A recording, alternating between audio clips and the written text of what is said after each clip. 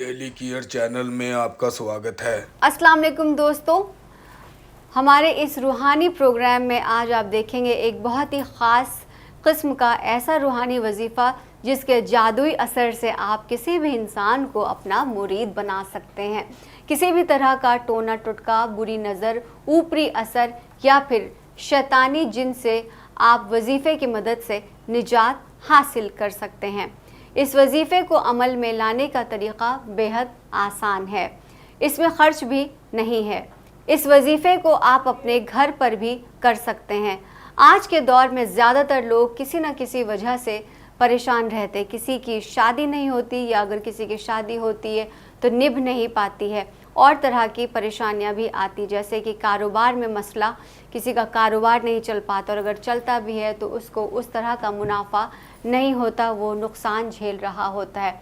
कोई अपनी तरक्की से परेशान है, किसी की तरक्की नहीं हो पा रही, कोई चाहता है कि उसकी तरक्की हो जाए लेकिन तरक्की उसकी रुकी हुई है।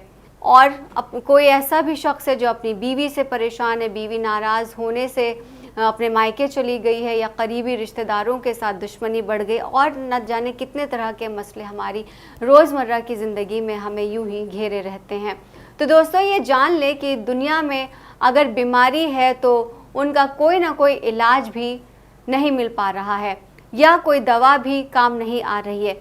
तो इस वजीफ़े को आप अमल में लाएं, इस वजीफ़े को ज़रूर कोशिश करें और ये आपके लिए कारगर साबित होने वाला है। बस वजीफ़ा करने या करने वाले का मकसद साफ़ होना चाहिए, उसकी नीयत में खोट नहीं होना चाहिए, वो किसी को परेशान ना करे और अपने वजीफ़े से किसी की ज़िंदगी में परेशानी ना लाए, उसकी परेशानी का सबब ना बने, उसको किसी भी तरह से बदला लेने के भावना से ना करे। अगर इस तरह के जज्बात आपके दिल दिमाग में आ रहे हैं कि इस वजीफ़े की मदद से आप किसी से बदला ले सकते हैं, किसी की ज़िंदगी को आप मुसीबतों में डाल सकते हैं या आप किसी को तंग कर सकते हैं, तो प्लीज़ आपसे मेरी गुजारिश है कि इस वजीफ़े को बिल्कुल भी ना करें और ये आपके लिए गलत या उल्टा साबित हो सकता है। तो जितना आप किसी को परेशान करेंगे तो इस वजीफ़े की वजह से आप इससे कहीं ज़्यादा परेशान हो सकते हैं। बस वजीफ़ा करने या करने वाले का मकसद साफ़ होना चाहिए, जैसा कि मैंने आपसे पहले भी कहा, और फिर आप इसका असर देखिए। तो दोस्तों, जो वजीफ़ा मैं आपको बताने वाली हूँ, आपको ये वजीफ़ा करने के लिए 2 लौंग की ज़रूरत होगी। देखिए मेरे हाथ में 2 लौंग है और इस बात का ख्याल रहे कि लौंग जो है टूटे हुए नहीं होना चाहिए, बिल्कुल साबुत लौंग होना चाहिए। और एक छोटा सा सफ़ेद रंग का आपको कागज़ चाहिए जिस पर कुछ ना लिखा हो, वो बिल्कुल साफ़ सुथरा हो।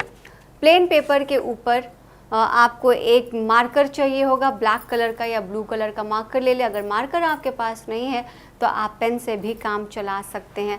और उसके बाद आपको 21 बार पढ़ने के लिए वजीफ़ा मैं आपको आगे बताऊंगी। आप सबसे पहले प्लेन पेपर लें और उसमें एक बॉक्स बनाएं, जैसा मैंने आपके लिए बनाकर पहले से रखा हुआ है।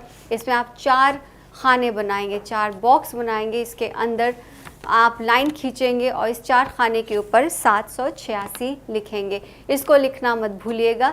ये जो है बिस्मिल्लाह का नंबर होता है, ये काफ़ी बरकती नंबर होता है और आपने देखा होगा हर जगह हम 786 ही लिखते हैं कोई भी नया काम शुरू करने से पहले, तो यहाँ पर भी आपको 786 लिखना होगा। अब आपको बॉक्स में उर्दू में सबसे पहले लिखना है इस तरह से जैसे कि आपको स्क्रीन पर नज़र आ रहा है।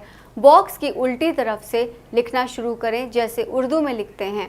आपको अलिफ लिखना है, जैसे यहाँ पर आपने देखा दाईं तरफ अलिफ लिखा हुआ है। अलिफ के दूसरे खाने में आपको रे लिखना है, तीसरे खाने में आप लाम लिखेंगे और लाम के बाद आप अपने आखिर वाले खाने में हे लिखेंगे। अगर आप किसी लड़की को अपने काबू में करना चाहते हैं तो आप रे वाले खाने के नीचे लड़की का नाम लिखें, उसके बाद बिन लिखें। बिन अलिफ के नीचे आप नाम, और अगर आप ये अमल किसी लड़के को काबू में करने के लिए कर रहे हैं तो आपको ठीक उसी तरह रे के नीचे लड़के का नाम लिखना होगा। बिन की जगह बिनते लिखना होगा। लड़की का नाम यानी आपको अपना नाम लिखना होगा। ध्यान रखिए कि आप वहाँ पर अपना नाम लिखेंगे। अगर आप ये अमल लड़की को कहने में करने के लिए कर रहे हैं तो बिन लिखना है और लड़के को काबू में करना है तो बिनते लिखना है।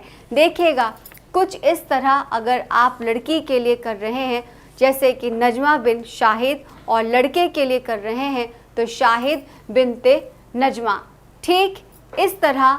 और अब आपको इस नक्श पर 2 लौंगों को रख देना है।